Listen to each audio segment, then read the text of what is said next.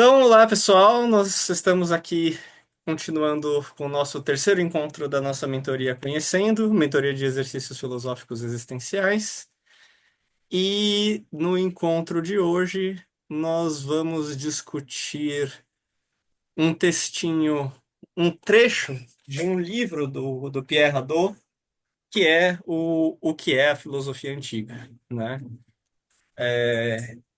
Esse livro aqui, no caso, o que é a filosofia antiga, que saiu aqui no Brasil pelas edições Loyola, né? E bom, em certo sentido, o Piador quase dispensa apresentações, né? Porque, como eu falei no nosso encontro inicial de apresentação da mentoria, ele, na verdade, é a principal inspiração por trás dessa mentoria, porque é ele, enquanto um filósofo e historiador da filosofia aí contemporâneo, francês, do século XX, que propõe essa releitura, essa reinterpretação da filosofia antiga, segundo a qual, para os filósofos antigos, a filosofia não era, antes de tudo, uma ocupação discursiva, né? Uma ocupação meramente discursiva ou teórica de buscar formular uma compreensão conceitual, teórica da realidade, capaz de explicá-la no âmbito das nossas ideias, no âmbito dos nossos conceitos, né? Algo que permanece aí pura e simplesmente nesse plano que o Hadot atribuiria, digamos, ao discurso, né? A nossa capacidade de falar e compreender as coisas discursivamente, por meio de conceitos, né? Antes de tudo, para os filósofos antigos, na verdade, a filosofia era um modo de vida. E esse modo de vida é caracterizado pela prática desses exercícios espirituais que nós estamos justamente nos propondo a tentar fazer aqui, de atenção ao instante presente e de consciência cósmica, né?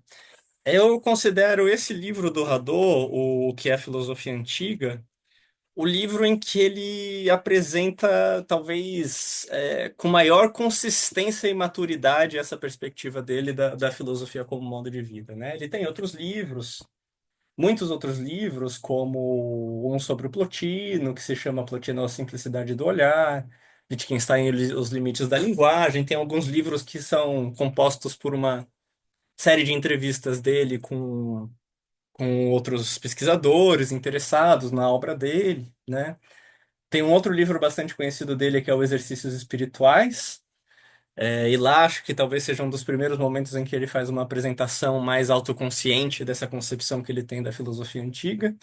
Mas acho que a formulação mais bem elaborada, mais bem articulada dessa concepção e mais bem fundamentada aparece aí nesse livro mesmo, o que é a filosofia antiga, né?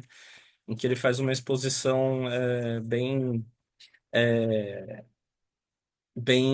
digamos assim, desenvolvida de como ele viria essa concepção da filosofia como modo de vida nas diferentes escolas da antiguidade, né? Desde Platão e Sócrates, chegando até, na verdade, até a filosofia medieval e discutindo um pouco também os desdobramentos a continuidade da filosofia como modo de vida no contexto moderno e contemporâneo, né? Então ele oferece uma vista abrangente desse fenômeno da filosofia como modo de vida, embora a ênfase esteja aí na antiguidade, né?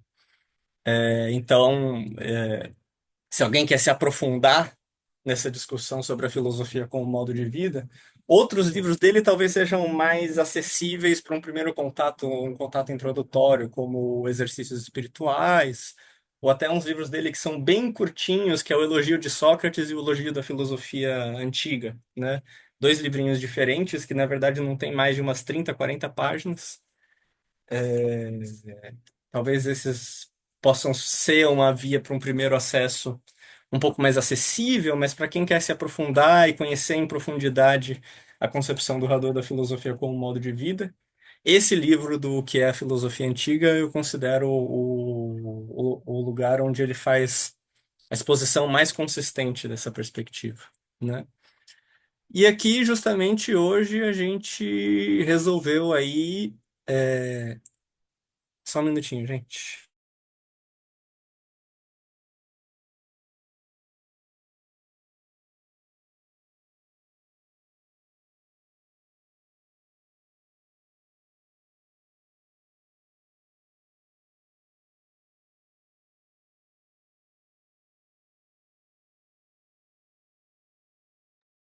Pronto.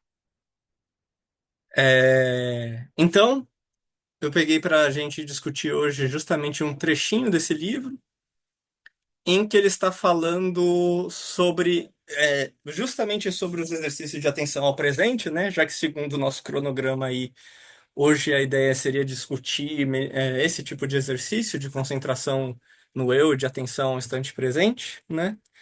Uma passagem que ele está falando sobre esse tipo de exercício que eu vou, começar a compartilhar aqui para vocês. Ah, vamos ver.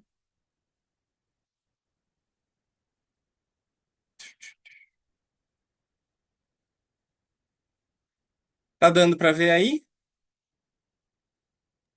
Tá sim, Lucas. Legal. Então, vamos lá, vamos ler esse textinho juntos primeiro, né? E aí ele está falando particularmente dos estoicos nessa passagem. A consciência de si não passa da consciência de um eu que age e vive no momento presente.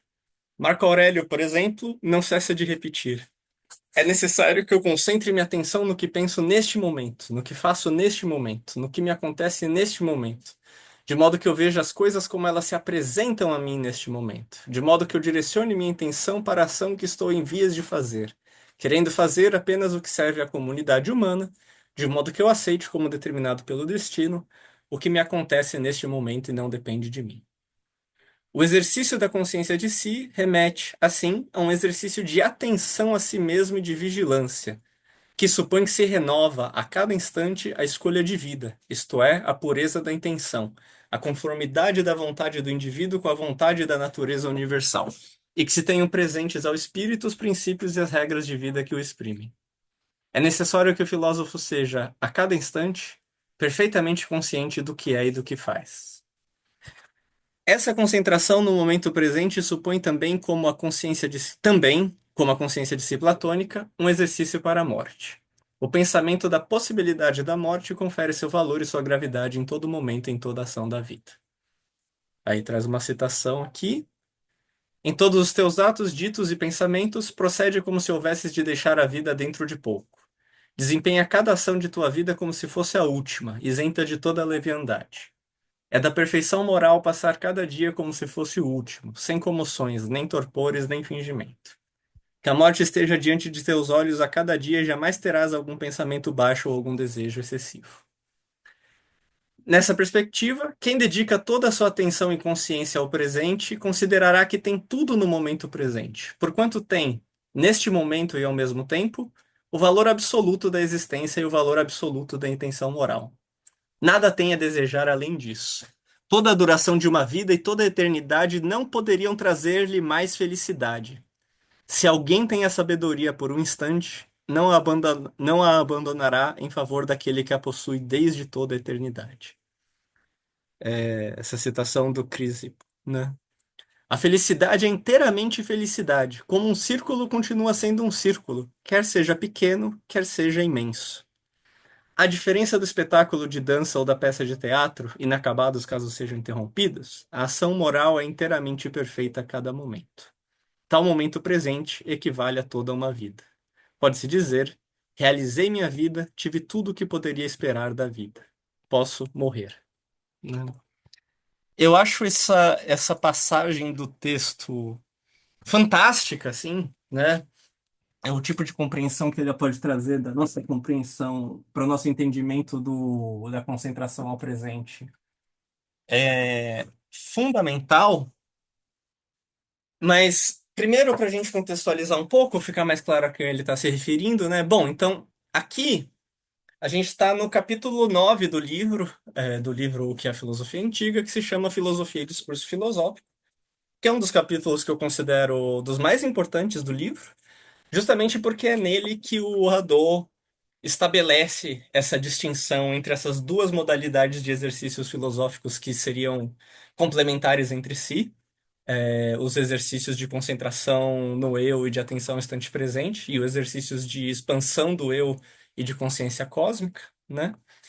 E é aí que ele propõe justamente que as mais diversas escolas, apesar das suas diferenças, dos seus diferentes discursos e da diversidade de exercícios que propõem, todas elas, de uma forma ou de outra, acabariam convergindo no sentido que que elas conferem a esses exercícios, né? Do tipo de resultado que elas esperam que esses exercícios tragam, nesse sentido de uma atenção plena ao instante presente e de uma consciência do meu pertencimento a uma realidade maior do que a minha mera existência, minha mera realidade apenas enquanto indivíduo, né? O meu pertencimento a uma realidade que ultrapassa a mim enquanto indivíduo, né? E que ao mesmo tempo é parte constitutiva de quem eu sou, do meu ser.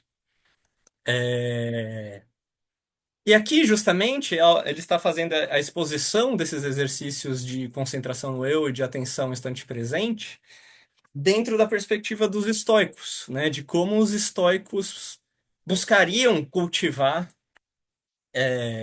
essa concentração no instante presente, de que maneira eles meditariam de forma a promover essa consciência, essa concentração no aqui e no agora, né? Essa concentração no eu. E aí, justamente, isso remete àquele discurso filosófico de que eu falei também no nosso encontro introdutório aí, né? Que é esse discurso filosófico dos estoicos de dizer, veja, tudo que acontece no mundo acontece de maneira necessária, necessária e racional, porque tudo que acontece acontece em função desse todo que é o cosmos, desse ser vivo que o próprio cosmos como um todo é, né? E é determinado necessariamente pelo funcionamento desse todo.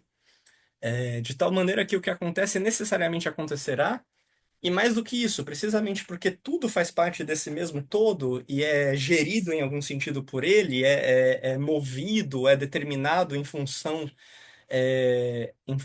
da sua existência e do princípio da manutenção e conservação da existência desse todo, né?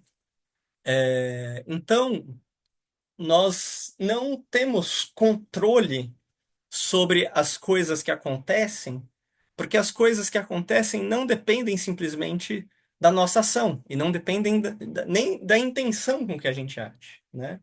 Nós somos apenas uma partícula ínfima desse cosmos gigantesco em que as nossas ações para surtir efeito, elas têm que se conjugar com uma série de outros fatores que nos escapam inteiramente, que não dependem de nós, porque dependem da conjunção de todos esses elementos da realidade, que em última instância são determinadas apenas pelo cosmos como um todo, né? Pelo logos, justamente, pela razão que seria o todo dessa realidade que articularia é, em vistas justamente da sua manutenção e que, nesse aspecto, determinaria necessariamente tudo aquilo que ocorre no seu interior, né?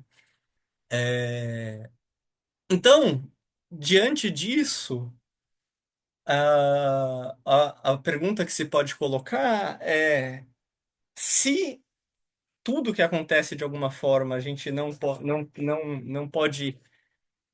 não tem controle sobre o que acontece fora de nós, uma vez que nós realizamos a ação, porque isso depende de uma série de fatores que não cabe a nós.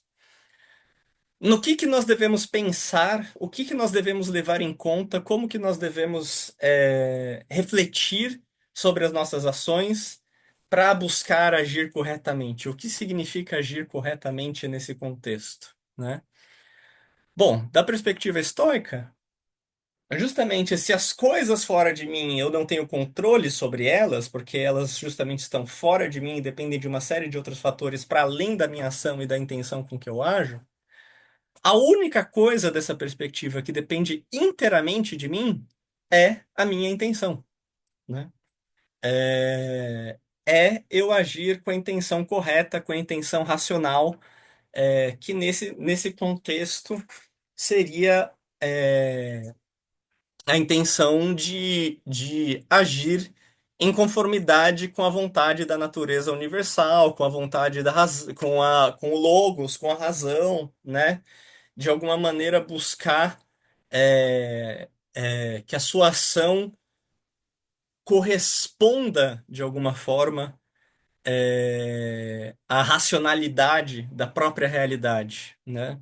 Tudo isso é uma discussão muito complicada, pode gerar uma série de questões e objeções, como de fato gerou, né? Quer dizer, afinal, se tudo que acontece acontece de maneira necessária e é determinado necessariamente a acontecer por esse princípio racional, ou que rege o universo, por esse logos, a gente poderia dizer que não seria necessário meditar sobre a nossa intenção, porque tudo, para que ela se conforme à razão universal, porque tudo que a gente fizer se conforma a essa razão universal, né?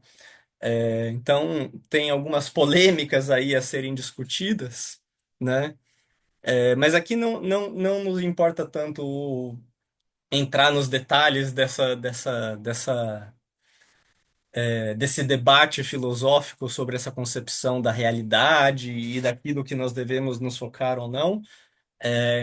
Importa entender por que que essa perspectiva, por que esse discurso tem como consequência produzir essa prática de atenção ao instante presente, né? Que é justamente que, bom, se tudo que está ao meu alcance, tudo que eu tenho controle é a minha intenção, então a única coisa que eu realmente devo atentar a cada instante é com que intenção eu estou agindo naquele momento, ali, aqui e agora, né? Com que intenção eu ajo aqui e agora, em vistas das minhas possibilidades, daquilo que eu posso fazer, qual que é a intenção com que eu estou agindo aqui. E, portanto, a perspectiva estoica é essa perspectiva de que nós devemos estar a cada instante conscientes de nós mesmos, do que nós pensamos, do que nós fazemos, do que nós sentimos, para que a gente possa sempre, ao analisar as nossas intenções, é, é, ter consciência de se a gente está agindo com a intenção adequada ou não, e dessa maneira poder corrigi-la se for o caso, né? Então, essa é uma proposta de uma consciência radical de si mesmo, né? É preciso ser radicalmente consciente de si a cada instante. Do que eu estou sentindo, do que eu estou pensando, de com que intenção eu estou querendo fazer uma coisa ou outra. Eu preciso ter essa consciência plena aqui e agora para que no instante em que eu ajo, eu possa estar plenamente consciente de por que eu ajo, de com que intenção eu ajo, né? E isso é a única coisa que eu realmente posso digamos assim, a única coisa que eu realmente devo me atentar, a única coisa que é a mais importante de fato de se atentar, porque todas as outras coisas escapam ao meu controle, né? Se a minha ação vai gerar o bem que eu esperava, né? Se ao ajudar uma pessoa na rua, por exemplo, uma pessoa que vem te pedir ajuda, ou ajudar alguém da sua família, se isso no fim das contas vai ser bom ou ruim, isso não depende apenas de você, tem muitos outros fatores envolvidos. Mas agora, você agir de fato com intenção de fazer o bem para essa pessoa, isso é algo que você pode controlar da perspectiva estoica, porque você, aquilo que está ao seu alcance, aquilo de que você pode ter consciência, é de si mesmo, de você, do que você sente, das intenções com que você age. Isso, dessa perspectiva estoica, é de fato acessível a você, né? É claro que a gente poderia pensar que, de um ponto de vista da filosofia, da psicologia contemporânea, muitas críticas poderiam ser feitas a essa perspectiva de que talvez a gente não tenha acesso a tudo a todos os desejos, os sentimentos, as emoções que nos levam a agir e agir de uma forma ou de outra, né? Que talvez nem tudo seja tão imediatamente acessível à nossa consciência quanto pode parecer dessa perspectiva estoica, né? Mas é só para entender. Novamente, o que interessa aqui é entender o raciocínio que resulta, que acaba servindo para promover essa atenção ao instante presente, né? Que esse raciocínio dizer, veja, a única coisa a que a gente tem acesso integral é a nós mesmos. Nós só temos acesso integral a nós mesmos, né? E portanto a gente só pode ter consciência plena de si mesmo. E é isso que é o mais importante cultivar a cada instante, a consciência de si, para que a gente possa então sempre ter plena consciência de como nós estamos agindo ou de por que nós estamos agindo, com que intenções nós agimos e para que a gente possa, então, agir da forma correta, né? É, Então, a consequência desse olhar estoico é a de que se o que importa é como se a gente pudesse dizer, né? Se o discurso filosófico estoico propõe que a única coisa que importa para que nós hajamos corretamente é que a gente haja com a intenção correta, então a consequência disso, ou a maneira de promover isso, né, ou só pode ser cultivando a atenção plena sobre nós mesmos a cada instante, para que nós possamos, de fato, é, ter segurança de que nós estamos agindo com a intenção correta, né? Então, bem, se pode compreender porque a meditação sobre esse discurso de que a única coisa de que nós temos controle é a nossa intenção, se nós meditarmos sobre esse discurso, interiorizarmos esse discurso de tal maneira que ele de fato impacte a maneira com que nós compreendemos e vivemos nosso dia a dia, a consequência disso vai ser nós nos tornarmos mais atentos ao instante presente, porque a cada instante nós, de fato, temos que, para poder agir corretamente dessa perspectiva, ter plena consciência da intenção com que nós agimos naquele instante, e, portanto, estarmos sempre plenamente atentos a nós mesmos, né? A princípio, isso pode parecer não necessariamente ter a ver com felicidade, né? Pode parecer que a gente está discutindo muito alguma coisa que tem muito mais a ver com moralidade, assim, com você agir com a intenção correta, que é agir de maneira racional, em conformidade com a vontade da natureza universal, e assim por diante e tal. E isso não necessariamente pode parecer a nós ser um caminho exatamente que leva à felicidade e muito menos que tenha a finalidade de levar à felicidade, né? Mas aí que essa discussão que vem na sequência mostra como não é bem assim, né? Porque aqui, justamente na página 278, ele está falando. Nessa perspectiva, quem dedica toda a sua atenção inconsciente ao presente considerar que tem tudo no momento presente, porquanto tem, neste momento e ao mesmo tempo, o valor absoluto da existência e o valor absoluto da intenção moral, né? Ou seja, se você considera que a única coisa que tem valor, digamos assim, é a intenção com que você age, a moralidade da sua ação, se é só isso que tem valor, então aquilo que tem valor por si mesmo, que tem valor absoluto na sua vida, você tem inteiramente acesso aqui e agora. Você não precisa buscar no futuro, você não precisa buscar no passado. Está inteiramente disponível para você aqui e agora, neste instante. E não é necessário desejar nada além disso para encontrar aquilo que realmente tem valor e, portanto, aquilo que realmente pode trazer felicidade, né?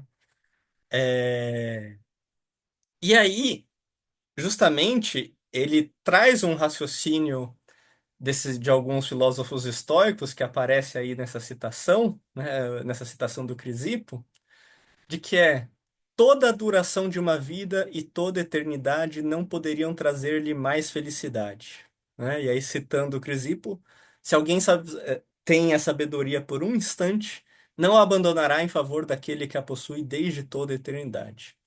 E aí, continuando, e aí ele tá parafraseando um texto de um outro filósofo estoico que é o Sêneca, né? A felicidade é inteiramente felicidade. Como um círculo continua sendo um círculo, quer seja pequeno, quer seja imenso, né? E aqui eu acho que, de novo, independentemente do quanto a gente concorda com esse discurso filosófico sobre a intenção correta, o valor da intenção, sobre a possibilidade de ter o controle pleno da intenção, me parece que há um raciocínio aqui sobre por que é possível e se deve buscar a felicidade, aquilo que tem valor para nós no instante presente, e porque isso é o que verdadeiramente importa, que eu acho que é fundamental para argumentar, para a defesa dessa perspectiva sobre a felicidade da filosofia como um modo de vida, né? E tanto que ele vai dizer que essa perspectiva também aparece no epicurismo, que de muitas maneiras, de um ponto de vista do discurso filosófico, se contrapõe ao estoicismo, né? Porque enquanto o estoicismo, do ponto de vista do discurso filosófico, foca na virtude, na ação correta, o epicurismo foca na ideia de prazer, né? No prazer da própria existência. Mas em ambos os casos, eles vão convergir no sentido de que a felicidade plena se encontra é, no aqui e agora, e não é necessário ir além desse aqui e desse agora para poder encontrar a felicidade plena, né? E aqui eu acho que se expõe um raciocínio que é fundamental para compreender isso e para pensar, inclusive, a própria prática da filosofia como modo de vida, né? Porque está dizendo, veja, se a felicidade, a gente poderia dizer aqui, se a felicidade é essa espécie de plenitude, essa condição de satisfação em que nada falta, porque se está pleno, né? Então, se se está pleno aqui e agora, nesse instante, não tem mais nada que você possa precisar. Você não vai precisar, e não tem nada que você precise nesse instante para estar mais feliz.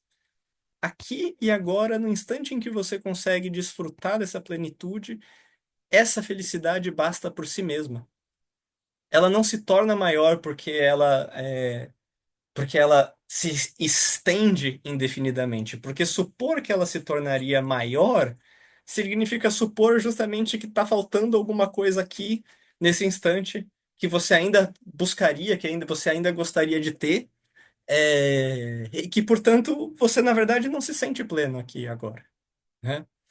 É, então, nesse aspecto, importa. Veja, é muito curioso, é muito interessante, mas de fato, é, uma vez que se alcance em algum momento essa experiência dessa felicidade, digamos assim, então não tem nada que possa diminuí-la, não tem nada que possa desmerecê-la. Mesmo que de alguma maneira esse instante de plenitude não perdure, né? É como se em um determinado, apenas naquele instante você já alcançasse tudo que você precisava alcançar, porque naquele instante você foi de fato capaz de desfrutar essa plenitude. Naquele instante você de fato é, bastou a si mesmo. Naquele instante você viveu um instante pleno em si mesmo, que não precisava de mais nada para poder estar, para poder, digamos assim, fornecer uma satisfação integral, né? Não carecia aquele instante não carecia de mais nada em si mesmo, né? Naquele instante se tem tudo o que se precisa e ele por si mesmo já é a experiência de uma felicidade pura, né? É, de uma felicidade nesse sentido que não poderia ser aumentada porque a felicidade da satisfação você não aumenta trazendo mais alguma coisa, né, para ela, né? É aquela coisa, se você comeu e está satisfeito, você comer mais não vai te fazer mais satisfeito, né? Dependendo, pode te fazer até mal para você. Então, aqui o instante que é isso que eu acho que talvez seja interessante pensar você tem um ideal de felicidade em que o instante em que você conseguir alcançar essa plenitude é quase como se você já alcançasse de alguma maneira o objetivo que realmente importa. Porque mesmo que você não consiga sustentar isso por um período prolongado de tempo, aí você já experimentou nesse momento essa felicidade integral, que não é menor, né? Que não se torna não é que, de novo, faltava alguma coisa naquele instante. Aquele instante estava pleno. Então, portanto, ele não carecia de nenhuma outra coisa para que você pudesse experimentar de uma genuína felicidade, num momento em que de fato nada falta. E se nesse momento de fato nada falta, a experiência que você tem nesse momento dessa felicidade não é diferente da pessoa, da experiência da pessoa que desfruta da sabedoria desde toda a eternidade, como está na citação aí, né? É fundamentalmente a mesma experiência, né? E aí daí essa ideia que eu acho que é muito ilustrativa e muito interessante, né, de falar a felicidade é inteiramente felicidade, como um círculo continua sendo um círculo, quer seja pequeno, quer seja imenso.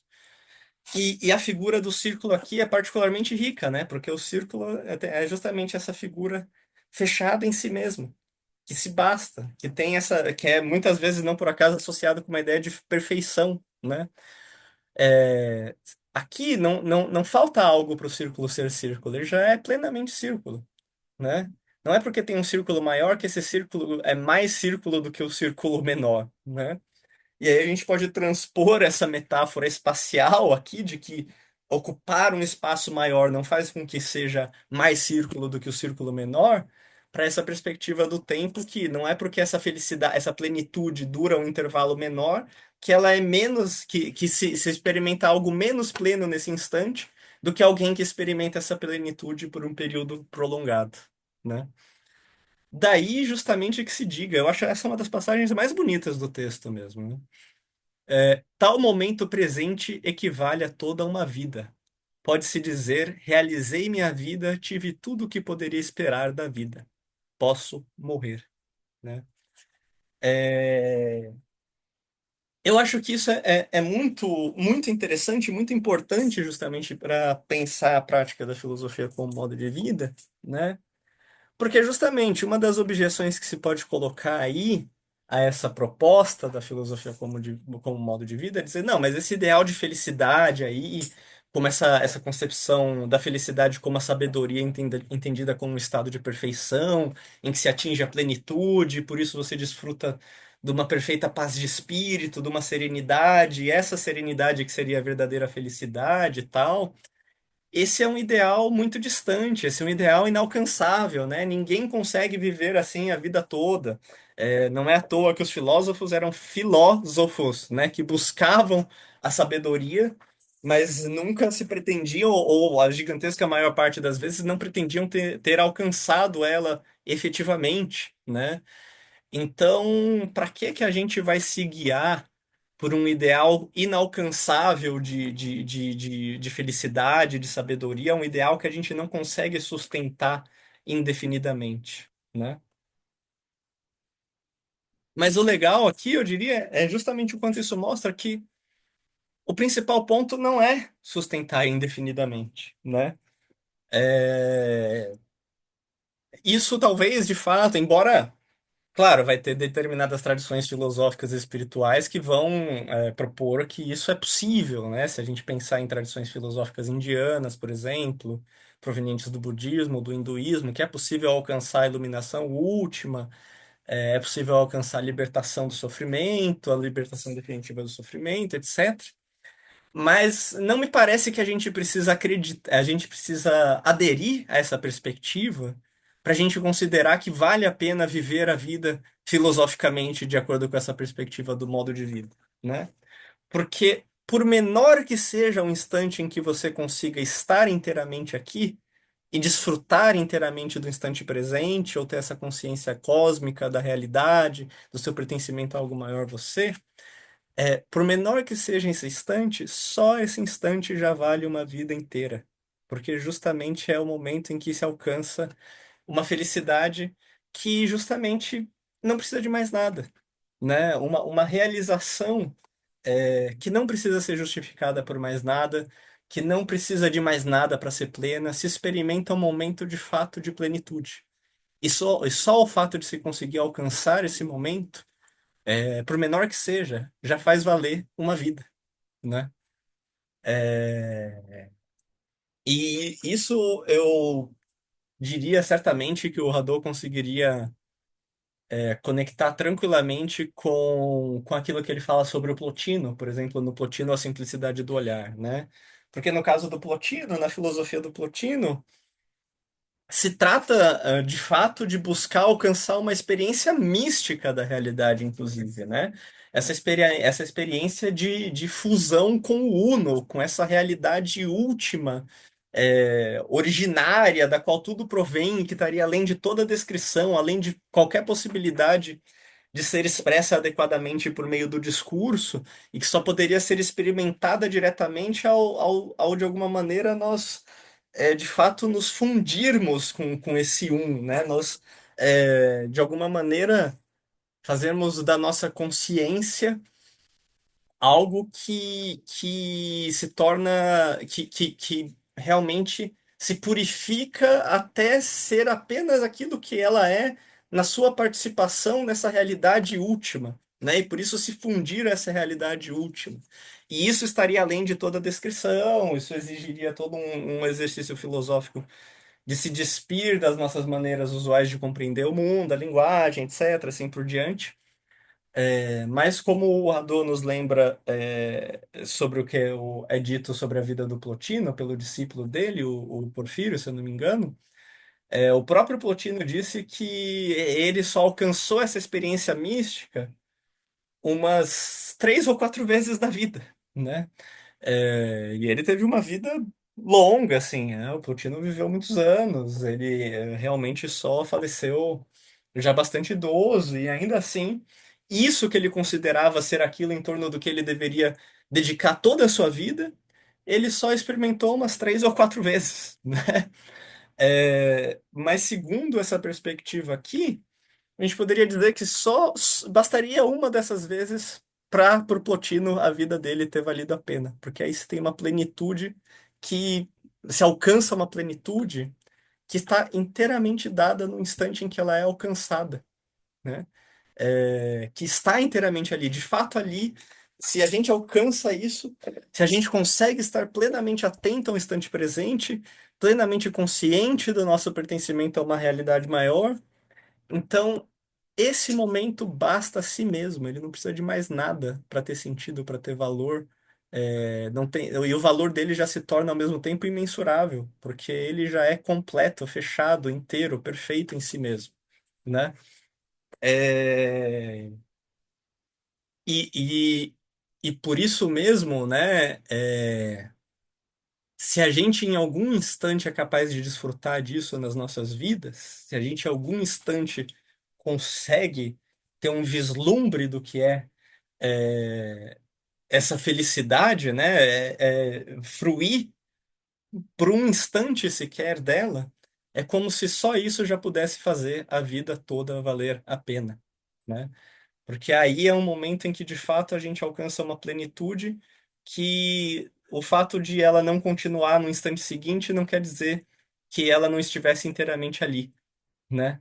Que naquele instante nós não, aquele instante de fato não seja um instante de realização perfeita e plena dessa forma de ser, né? Que a gente não esteja plenamente, que isso não, então o fato de não durar mais não quer dizer que naquele instante nós não estamos plenamente ali, né? E estando plenamente ali, desfrutamos de uma outra ordem de felicidade, né? É, Claro, evidentemente, se alguma vez a gente supor que a gente alcança isso, e é claro que isso é um ideal extremamente alto e elevado, toda essa história do próprio Plotino só conseguir isso umas 3 ou 4 vezes na vida. Se alguma vez a gente alcança isso, mas a gente não consegue sustentar, evidentemente depois a gente vai continuar, vai tentar alcançar de novo, porque a gente não está mais naquele instante. Se aquele instante ele é pleno em si mesmo, os outros não mais foram, né? Os outros não continuaram sendo como esse era, né? Então a gente busca se aproximar disso novamente, a gente continua a fazer esse esforço, né? Mas acho o que é importante dessa perspectiva é mostrar que para que esse ideal de felicidade valha a pena, digamos assim, né? Para que a gente veja alguma motivação para segui-lo, a gente não precisa partir do princípio de que a gente vai conseguir desfrutar dessa condição de felicidade, de uma atenção plena ao instante presente, de uma consciência cósmica, que a gente vai conseguir manter isso de uma maneira sustentada a cada instante.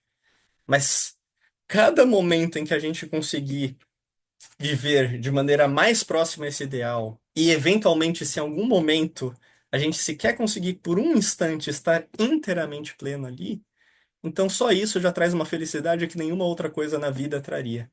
E só isso, portanto, já vale muito mais, já nos permite ter um nível de realização, de satisfação com as nossas vidas, de sentir que a gente viveu aquilo que a gente precisava viver para poder, de fato, ter uma experiência, né, que a gente estivesse realmente pleno e satisfeito. E só isso já vai fazer valer muito mais a vida do que um esforço por coisas que não seriam capazes de trazer essa experiência de plenitude em nenhum instante sequer, né? Mas acho que, como uma primeira exposição aí do texto é isso, acho que a gente pode conversar um pouco agora sobre o texto, sobre as impressões. O que que você achou aí, Aline? Eu achei que faz muito sentido, né? Eu sempre é, prestei atenção nessa questão da intenção. Às vezes até questiono quem está do meu lado, né? Mas Sim. qual a tua intenção em fazer isso? Por que você está fazendo isso? Para que a pessoa tome mesmo consciência disso. Então, isso conversou muito comigo. E também conversa um pouco com aquele outro assunto que a gente teve, sobre o fluxo, né? Me parece Aham, que você aham. está no momento presente tem a ver com o fluxo, que alguma vez eu já consegui Sim, e, e busco, por exemplo, eu consegui entrar nisso fazendo natação. Então, às legal. vezes que eu estou nadando, eu tento entrar de novo no fluxo, mas não é uma coisa tão fácil, sabe? Sim, sim, Muitas vezes eu não consigo. Já entrei no fluxo, por exemplo, fazendo o meu próprio trabalho, que acaba sendo um trabalho meio, como que eu vou te falar? Como se fosse uma escultura, né? sim, Então, sim. é um trabalho Uhum, que permite você entrar no fluxo, se você for pensar, né? Ele é uhum. bem assim concentrado, mas nem sempre eu consigo. Não é uma coisa que a gente estar presente não basta às vezes ter intenção, né? Sim, sim. Não, perfeito, né? E acho que justamente por isso que o fato, e isso eu acho que dialoga muito com essa experiência do Plotino também, né? Porque o outro, também um aspecto dessa questão dessa experiência mística de fusão com o Uno ali, era uma coisa que também em certos aspectos não estava no controle dele, né? Ele não conseguia saber quando que isso ia acontecer, quando que ele ia ter essa experiência, né? Lembra muito alguma coisa também sobre o Zen budismo, essa ideia de iluminação súbita, que é uma coisa que acontece no instante. Muitas vezes, quando um mestre fala uma coisa para você, isso vira a chavinha de uma tal maneira que você passa a ver as coisas de uma maneira inteiramente diferente, mas você não consegue prever quando isso vai acontecer, né? Eu acho que isso reforça muito a importância de compreender todo esse processo como um exercício filosófico, né? Porque é aquela coisa.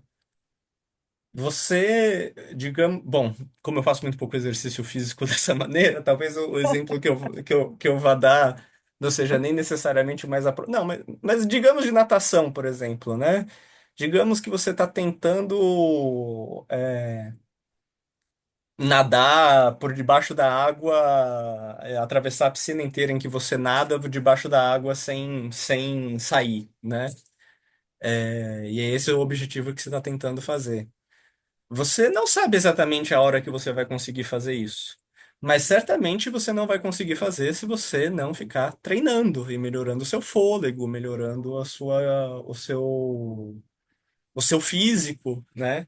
Para que você tenha o fôlego necessário e a velocidade também para poder eventualmente fazer isso. Mas você não sabe exatamente o momento que você vai conseguir. Se vai ser esse dia ou daqui 2, 3 dias que você vai conseguir fazer isso, né? É, eu acho que é interessante, acho que essa aproximação com o esporte, de fato, até com o atletismo, é uma maneira muito boa de pensar isso, porque é um pouco a vida dos atletas também, né? É, você não tem controle, você não tem pleno controle de quando vai ser o momento que você vai conseguir ter o melhor desempenho, quebrar um recorde, ganhar uma medalha de ouro ou o que quer que seja. Mas você sabe que isso só vai acontecer se você continuar treinando, né? Isso só pode acontecer se você continuar treinando, se você conseguir continuar realizando esse esforço.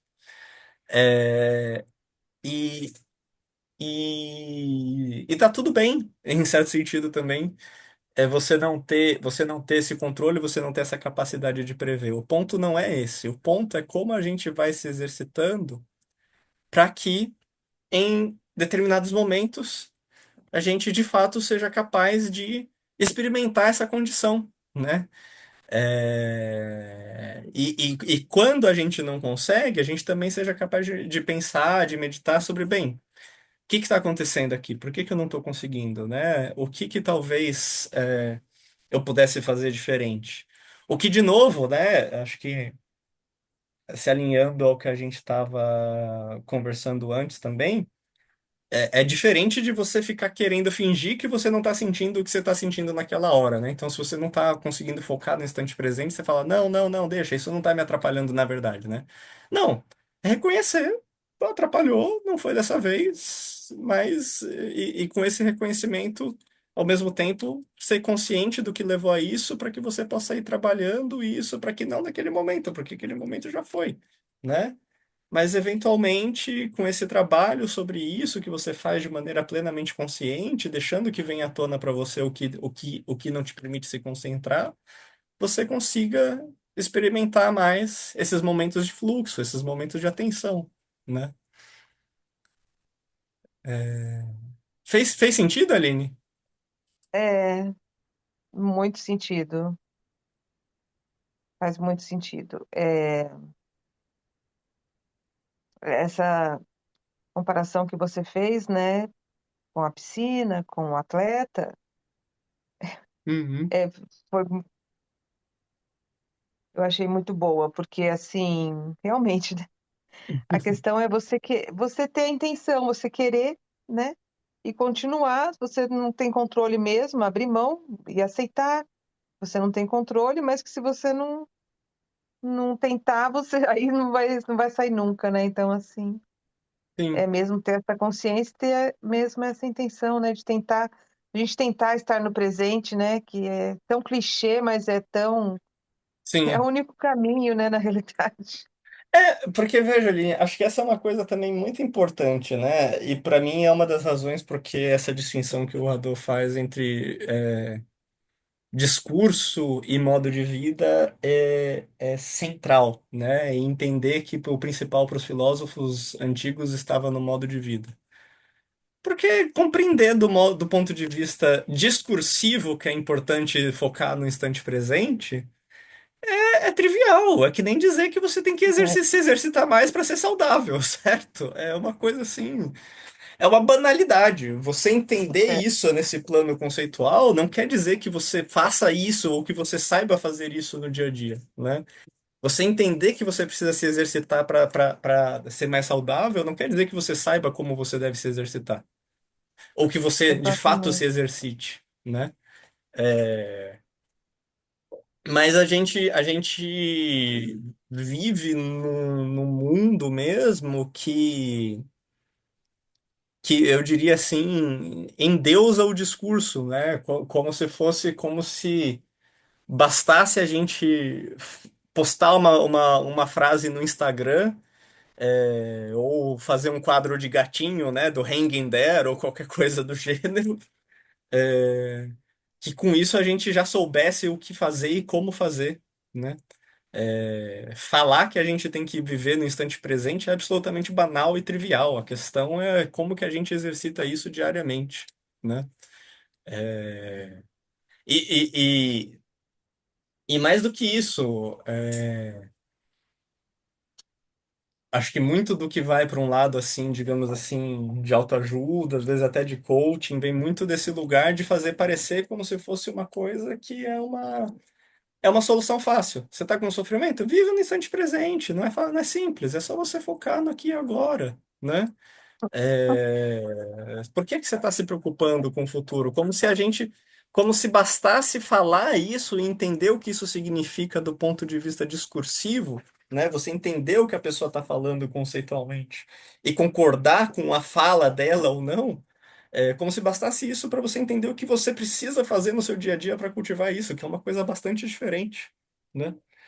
É, Então, sim, o discurso, em certo sentido, é trivial, é clichê. E, de fato, não teria como não ser. O ponto central aqui mesmo, o ponto fulcral, é o que que a gente faz para além do plano do discurso, para, de fato, viver isso que a gente descreve nessa maneira discursiva como viver no instante presente, né? É, E eu e, acho que ah, a gente discutindo isso, né, a gente lendo o texto, a gente discutindo, sim. de alguma forma nos aproximamos disso, entendeu? Sim, sim, E isso facilita você tentar praticar. sim, com certeza. E aí entra o outro lado também do que eu tô falando, né? Porque, de um lado, se você fica apenas no discurso, ele é uma trivialidade, né? Mas, de outro, uma das maneiras que a gente consegue compreender, incorporar melhor na nossa vida isso, é meditando mais profundamente sobre o sentido desses discursos, né? E buscando formular discursos mais elaborados que, de novo, eles não vão ser a própria experiência de viver no presente ou como se queira, né? Mas eles podem ser ferramentas para que eu entenda melhor o que isso significa e como eu posso praticar isso, né? Então, a gente pode dizer que para a gente fazer, justamente porque o importante é o exercício, a gente conseguir incorporar isso nas nossas vidas, não basta a gente ficar nesse plano de generalidade do discurso de dizer você tem que viver em instante presente.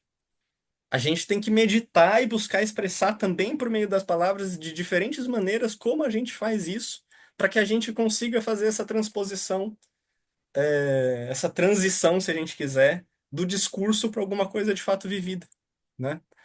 Para que a gente entenda como uma coisa se liga à outra, né? É, E por isso que eu, inclusive, acho esse trecho que eu trouxe aqui tão interessante, porque, para além de falar que a gente deve viver no instante presente, ele fornece uma explicação filosófica, conceitual, lógica, digamos assim, de por que que a gente deve se fiar à ideia de que esse viver no instante presente basta. Que essa ideia de que um círculo menor e um círculo maior não deixam de ser círculos. E aí, por meio dessa imagem que a gente elabora por meio de palavras, a gente consegue se aproximar mais da compreensão do que é, do tipo de experiência que se está descrevendo aqui, né? E de por que vale a pena, de alguma maneira, se engajar com ela. É, Nesse sentido, você tem toda a razão, né? E é a proposta, justamente. Mas eu acho que. E aí, justamente, isso também está muito alinhado com o que o Rodolfo fala, né? Que não é que para os filósofos antigos o discurso era, via de regra, uma coisa dispensável, que o que importava era viver. Não, o discurso era uma parte muito importante, mas ele só é importante se ele só está vinculado a um modo de vida, né? Se ele é uma maneira de buscar alcançar algo além dele próprio, uma compreensão que vai além do próprio discurso, né? Não dá para a gente achar que basta só ficar nesse plano de entender o que foi dito para a gente entender como é de fato viver aquilo que foi dito, né? E, portanto, se a gente usa o discurso, a gente deve sempre usá-lo para tentar, ao mesmo tempo, ir além dele próprio, né? Sem isso, se torna um discurso vazio mesmo, uma trivialidade, uma banalidade, um clichê, né? Sim, mas é por isso que eu estou gostando muito dessa mentoria, porque a gente acaba discutindo e como aqui eu vou me repetir, né? A gente aproxima de uma maneira de viver mesmo isso. Sim, Trazendo essa discussão, a gente consegue colocar mais na prática aquela nossa intenção, né? Aquilo que a gente quer mesmo. sim. Não, legal, fico muito feliz. E que para mim é muito a maneira que eu vejo mesmo, e que para mim sempre foi assim, de como que a gente consegue incorporar, né? E o que eu acho que é interessante disso é que justamente essa ideia de falar a gente precisa ir além do discurso nesse contexto aqui não significa dizer, então vamos deixar de discutir, vamos deixar de falar. Pelo contrário, é aí que a gente precisa discutir com mais profundidade, que a gente tem que elaborar um discurso mais sofisticado para que ele seja capaz de não ficar apenas num nível geral em que ele está se referindo apenas a ele mesmo, né? A gente consiga descrever, formular uma articulação entre conceitos, entre palavras, entre imagens que a gente use, que consiga de fato nos transmitir, nos traduzir alguma coisa que ao mesmo tempo é de uma ordem do que não é discursiva, né? É, fazer, supor justamente que o modo de vida filosófico não é idêntico ao discurso filosófico, né? Não precisa implicar um abandono da busca de tentar discutir e compreender as coisas discursivamente, né? Pode, pelo contrário, para a gente querer dizer que a gente precisa sempre se esforçar muito para aprimorar o nosso discurso, para, de alguma maneira, tornar esse cisma entre o que é falado e o que é vivido menor, para que por meio do discurso a gente consiga se aproximar mais dessa forma de viver, né? E aí, de fato, por isso que a gente, de fato, chega nesse âmbito que também é o do que se compreende da filosofia corriqueiramente, né? Que é, de fato, discutir conceitos com profundidade, discutir, argumentar de maneira lógica, consistente, formular uma cadeia complexa e bem elaborada de argumentos em que eles se sustentem e dessa maneira consigam mudar a maneira com que nós olhamos para certas coisas, né? Exatamente por isso que esse exercício filosófico é tão necessário, né? Não exclui. É, mesmo porque é difícil a gente conseguir captar a ideia em profundidade, né? Sim, sim, Traduzi-la em palavras é sim, difícil, mesmo sim, porque cada um tem o seu mundo, a sua maneira de enxergar, os seus conhecimentos, então isso aproxima muito quando a gente entra numa discussão, como você está falando, né? Torna isso sim, mais possível mesmo, mais acessível. sim. E acho que tem isso que você falou também, né? Que às vezes a gente nem pensa muito sobre em que sentido a gente está usando certas palavras, né? E aí, ao discutir, que a gente compreende melhor e vê até o quanto faz sentido a maneira com que a gente compreendia aquilo ou não, né? O quanto talvez a gente estivesse confundindo coisas. É, eu gosto muito, por exemplo, tem um filósofo francês contemporâneo, Frédéric Gros, que ele tem um artigo numa coletânea do Sesc, daquela coletânea Mutações, uma coletânea que tem como tema Elogio à Preguiça, justamente, né? E eu gosto muito de uma distinção que ele faz ali entre imediatismo e não lembro se ele usa essa palavra para essa outra perspectiva, mas digamos assim, o que seria um presentismo, né? No sentido de você viver inteiramente o instante presente. Porque ele fala, veja, o imediatismo é a forma mais radical dessa pessoa que, na verdade, vive sempre no futuro. Porque ela está sempre buscando a recompensa, mas ela quer a recompensa da maneira mais rápida possível. Mas quem busca uma recompensa nunca está vivendo no presente. Então, Uhum, tá querendo essa gratificação que não tá aqui, mas tá querendo ela cada vez mais. Então, portanto, o imediatista, em certo sentido, é quase a figura diametricamente oposta do presentista, digamos assim, daquele que consegue viver inteiramente aqui e agora. Porque ele se entregou inteiramente a essa ideia de que o que fornece gratificação é ter uma recompensa no momento posterior, e por isso ele quer ter essa recompensa o máximo possível, o maior número de vezes possível no futuro. Então ele é imediatista, ele quer isso num instante mais rápido possível, mas que nunca pode ser o instante em que ele mesmo está aqui, né? E aí, veja, é importante fazer esse tipo de distinção, porque ao a gente falar que a gente tem que viver no instante presente, as pessoas podem, muitas vezes, eu diria que na nossa sociedade hoje isso é confundido com um imediatismo, né? Essa coisa, ah, Sim, não, então eu vou comprar isso agora, porque a gente só vive no instante, a gente só vive agora, né? Então deixa eu pegar isso o mais rápido possível, deixa eu curtir o momento o mais rápido possível, assim, porque a gente só vive agora, né?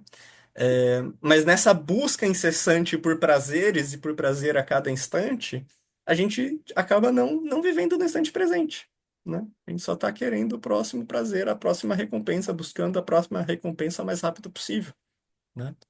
É, e isso justamente é uma confusão clássica entre hedonismo e epicurismo, né? O hedonismo como essa busca dos prazeres, essa busca ilimitada dos prazeres, que o epicurismo nunca foi.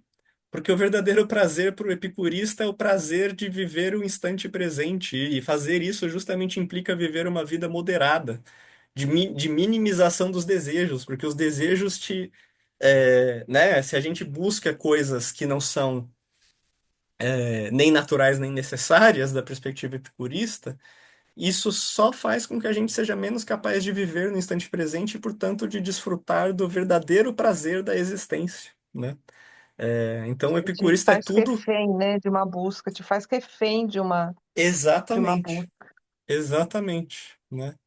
E por isso mesmo o epicurista, na verdade, o que ele busca é uma vida frugal, uma vida modesta, assim, de prazeres simples, que podem ser desfrutados aqui e agora e que não ficam me julgando para uma busca incessante de prazeres instáveis que precisamente também porque são estáveis, no fim das contas, acabam gerando muito mais sofrimento do que prazer. Aquela velha história, o exemplo aí também sempre vem relacionado à bebida, né? Essa coisa de que você vai, se enche a cara e no outro dia você tá com uma puta ressaca e tal, né? Não que isso, a gente, não que se trate de recriminar isso, eu acho, né, do nosso contexto, não é o que tá em jogo, mas é entender a lógica, mas é mais para entender essa lógica do que ele tá falando, de que, olha, às vezes você busca por um determinado prazer e essa busca exacerbada por um prazer lá vai te gerar mais sofrimento do que prazer de fato, né? E se você e vai te gerar menos prazer do que se você fosse capaz de simplesmente se contentar com o que você tem aqui e agora, né? E veja, tudo isso a gente compreende melhor por meio de uma distinção conceitual, né, entre o imediatista e o presentista. A gente consegue perceber que tem uma diferença aí. E aí isso nos ajuda, na hora que a gente vai tentar viver isso de uma forma ou de outra, a não confundir o viver no presente com o buscar recompensas de forma imediata, né? Então veja como o trabalho conceitual aí, de fato, é fundamental e é importante quando ele está ligado a essa perspectiva de transformar como nós vivemos, quem nós somos, de que maneira nós existimos, né? O quanto ele de fato tem um papel importante a desempenhar aí, se a gente pensa, se a gente também realiza esse trabalho pensando nessa dimensão das implicações que ele tem para a nossa existência, né? Sim, muitas vezes assim a gente lê o texto e não consegue captar tudo que está no texto. E eu acho Sim, que se a gente tiver até mesmo uma pessoa que já tem uma bagagem maior, um conhecimento maior de uhum, muitas coisas, e consegue até mesmo contextualizar como que sim, aquela pessoa escreveu aquilo, porque escreveu, isso tudo facilita para a gente o entender, esclarecer e conseguir viver um pouco mais perto disso, entendeu? sim. Por outro lado também tem essa questão de que, na verdade, a gente nunca. É impossível pegar tudo do texto, né? Para qualquer Sim, pessoa, em qualquer nível de especialidade, você nunca vai conseguir compreender integralmente o texto, né? Ele sempre tem muitas dimensões que vão além. E isso, de novo, só reforça a importância do exercício, né? De ler e reler constantemente, de ler outras vezes, para que você possa pegar ali coisas que você não tinha pegado da outra vez e compreender melhor. E é claro que nesse processo, de uma forma ou de outra, ajuda muito ter alguém que já teve mais contato com aquele texto, conhece o contexto, tem uma certa bagagem aí, porque isso ajuda a gente, de fato, a compreender coisas que a gente não compreenderia sozinho naquele momento, pelo menos, ou precisaria de muito mais tempo para compreender, né? Exato, eu sinto bem isso. Isso é bem legal, isso é bem importante, e por isso também, inclusive, que nessas escolas filosóficas antigas, né, é tão importante essa relação entre mestre e discípulo, porque o mestre também, ele vem aí como uma espécie de facilitador do caminho, né? É o que o É, sufismo fala sempre, né? sim, sim, total.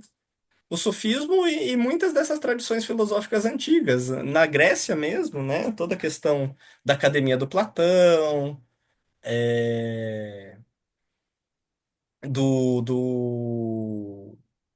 agora esqueci o nome da escola do Aristóteles, né? Mas também da escola de Aristóteles, da Estoa, dos estoicos, do Jardim de Epicuro, de cultivar de fato essa vida comunitária em que há uma relação entre mestre e discípulos, né? Mas também, certamente, o sufismo é um ótimo exemplo, que não por acaso também tem influência de tradições indianas, e nas filosofias indianas essa relação entre mestre e discípulo, a importância dela é muito clara, né? É, como um processo facilitador mesmo, né? E que, ao mesmo tempo, também eu diria, naquele livro do Nas Palavras do Buda, que eu já falei em outro momento aqui, né? Acho que nosso primeiro encontro sobre o Han, também tem um sutra em que o Buda está discutindo com Ananda, o discípulo favorito dele ali, né? E ele pergunta para o Ananda, o que que você acha que é a amizade, né? E o Ananda fala uma coisa do tipo, a amizade é a metade, é a metade do caminho espiritual, né? Como se com isso ele estivesse elogiando a amizade, porque está falando que é tão importante a amizade que ela é uma das duas partes fundamentais do que é a vida dedicada ao Dharma, né? E aí o Buda pega e fala para ele: Não, Ananda, a amizade é o todo da vida espiritual, né? Ela é tudo na vida espiritual. O que pode parecer uma concepção chocante aí de amizade, mas que no fim das contas faz muito sentido. E de fato nesses textos aparece esse olhar de que o mestre é amigo do discípulo, que a relação entre eles é antes de tudo uma relação de amizade, né?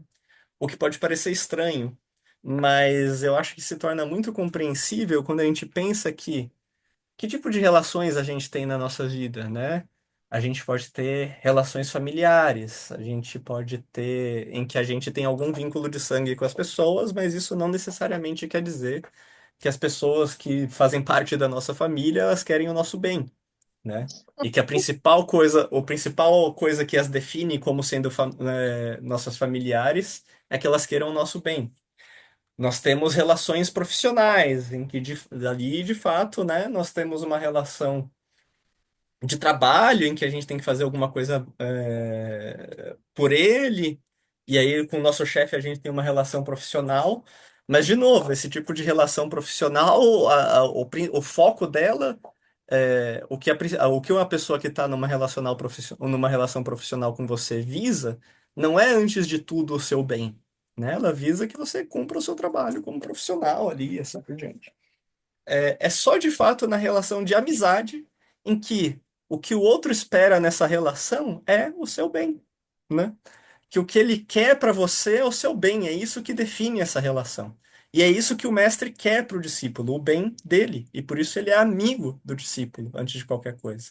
Ele não é um profissional contratado, ele não é um membro da família que tem uma relação de sangue, pelo menos não necessariamente, né? ele é antes de tudo alguém que quer o seu bem, portanto é o seu, ele é o seu amigo e o que dita o que pauta a sua relação com ele é antes de tudo que ele busca o seu bem, né?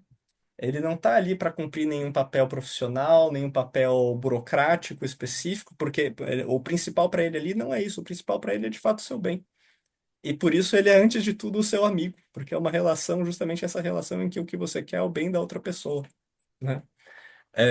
Então, dessa perspectiva, faz muito sentido dizer que a amizade é o todo da vida espiritual, né? É buscar o bem do outro, né? E ao mesmo tempo, eu acho que dá para levar muito essa ideia também num sentido de mitigar um pouco essa assimetria nessa ideia de mestre e discípulo, né? Me parece que a ideia de amizade é mais importante do que a ideia de mestre, né? E que a ideia de uma comunidade filosófica é mais importante do que a ideia de ter alguém numa posição de destaque ali, né? Me parece que o mais importante é a constituição dessa comunidade de pessoas que busquem o bem uma das outras e possam ajudar umas às outras a alcançar esse bem, né? Que é em certo sentido, é uma comunidade de amigos nesse contexto, de fato, né? É muito legal isso, hein, Lucas? Muito legal. Porque realmente você estava falando e eu senti isso, que estava tendo assim uma aproximação ali do discípulo com o mestre, né? Eu falei, mas porque a gente sempre vê essa relação, querendo ou não, como uma relação de hierarquia, o mestre Sim, acima do discípulo, né? Que não deixa de sim, ser também uma sim, coisa que sim. é verdade, né? Não dá para a gente não dizer que é verdade, porque realmente o mestre teve alguma experiência diferente ali, de alguma maneira ele está guiando, né? Mas está Uhum, guiando numa relação de amizade que você está sugerindo. E o que também tem alguma coisa a ver com a psicanálise, que sim, fala que só consegue a cura, primeiro, através da elaboração do teu trauma, da tua vida, através das palavras, uhum, e numa relação de empatia e de confiança, né, que se aproxima muito da amizade. Né? perfeito. Eu não acredito numa relação ali onde possa haver a cura se você não confiar totalmente no seu terapeuta e que ele queira realmente, que você sinta que ele queira o seu bem, entendeu? Sim. Não, perfeito. E o que eu fico muito pensando nisso, né? E assim, de fato, para todas essas tradições filosóficas, eu diria que essa relação entre mestre e discípulo é central e ela via de regra, pressupõe, como é de se esperar, uma certa assimetria aí, né? Afinal, nesse contexto do budismo, por exemplo, o Buda é a Uhum. pessoa que alcançou a iluminação.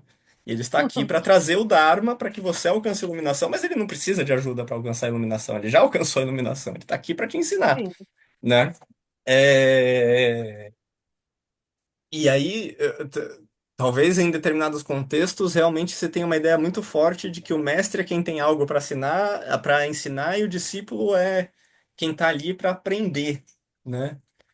Mas eu fico pensando muito que no nosso contexto atual, contemporâneo, diante de tudo que a gente passou, historicamente também, do ponto de vista e também do debate filosófico, da história dos debates filosóficos, assim, é sinceramente, eu acho que uma ideia, mesmo que a gente preserve uma ideia de mestre, mas uma ideia de mestre em que o mestre também tem algo a aprender com o discípulo, eu acho mais rica e mais interessante, nessa ideia de que, portanto, eles se ajudam mutuamente, né? E que a posição de mestre é muito mais momentânea, contextualizada, né? De você desempenhar um certo papel de mestre num determinado contexto, porque você tem um domínio de um determinado conhecimento que naquele contexto a outra pessoa não tem e você pode contribuir, mas essas relações facilmente se invertem e a pessoa acaba te ensinando alguma coisa que ela mesma nesse contexto está num papel mais de mestre porque ela tem algo a ensinar ali que você não sabe e que você também pode aprender, né? É, Eu, nesse sentido, acabo tendo muita afinidade mesmo, me interessando muito com o que poderia ser um certo ideal de academia platônica, assim, também, né? Segundo o modelo do Sócrates, porque o Sócrates... Claro, Na prática, ainda mais se a gente vê os últimos diálogos do Platão, é aquela coisa. O Sócrates é erguido essa figura de mestre que está falando, então não é verdade, papapá, papapá, papapá, papapá, papapá, e os discípulos só falam, sim, Sócrates, claro, Sócrates. Não poderia ser diferente, né, Sócrates? Então é claro que na prática nem sempre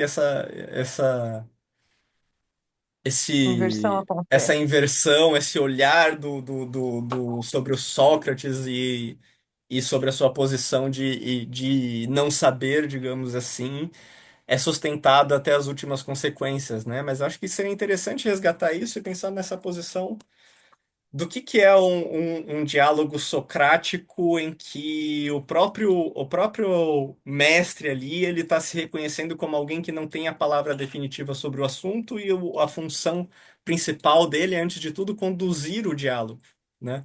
Mas um diálogo em que ele mesmo também não tem certeza de onde isso vai levar, do que ele vai aprender, ou se a gente vai chegar a qualquer conclusão, né? Eu acho essa uma perspectiva particularmente interessante, assim, para pensar isso hoje, né? É. Como se ele também tivesse uma esperança, né, de conseguir compreender algo ou enxergar alguma coisa que ele não estava enxergando Sim, sim, naquela discussão, naquele texto, né? sim, sim.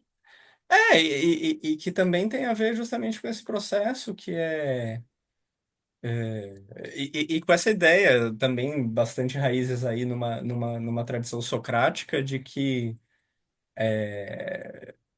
que, nesse sentido, a sabedoria é um ideal que a gente almeja, que a gente busca, mas que nenhum de nós é sábio e que, portanto, nós todos buscamos juntos a sabedoria e nisso sempre temos alguma coisa a aprender, alguma coisa a melhorar, né? E que é, antes de tudo, nesse esforço conjunto, por meio do diálogo, que a gente faz isso também, né? Eu acho essa Isso ideia também me muito importante. remete àquele nosso primeira conversa, quando a gente falou que o caminho não seria se isolar, né? E Sim, sim, com viver certeza, sozinho. com certeza, né? Isso, aliás, é uma coisa que eu até deveria ressaltar mais quando eu falo do Hadot, mas o Hadot insiste, né, que nesse livro do que é a filosofia antiga, inclusive, que ele insiste que precisamente porque os filósofos antigos eles conceberam a filosofia como um modo de vida, que eles conceberam que a filosofia só pode ser feita em comunidade, porque nós só vivemos também em comunidade, né? É só nesse esforço conjunto de né, comunitário de viver segundo determinados princípios que se consegue praticar efetivamente a filosofia aí, né? É, E isso nessas tradições antigas é absurdamente presente, né? No budismo nem se fale, veja. Quais são as três joias do budismo, né? O Buda, o Dharma e a Sangha, que é a comunidade de praticantes, né? É indispensável para uma prática espiritual, filosófica budista, dessa perspectiva, né? Você está inserido numa comunidade de praticantes para que você possa, de fato, viver aquilo no seu dia a dia, né? Claro, no nosso contexto contemporâneo, a gente pensa isso por diferentes formas e caminhos, mas essa ideia de que é alguma coisa que não se faz isoladamente é bastante importante, né?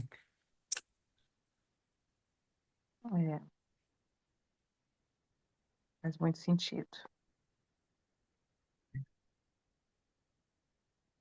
Bom, tem mais alguma coisa que você quer comentar, Aline? Alguma coisa sobre o texto, sobre o que a gente conversou aqui?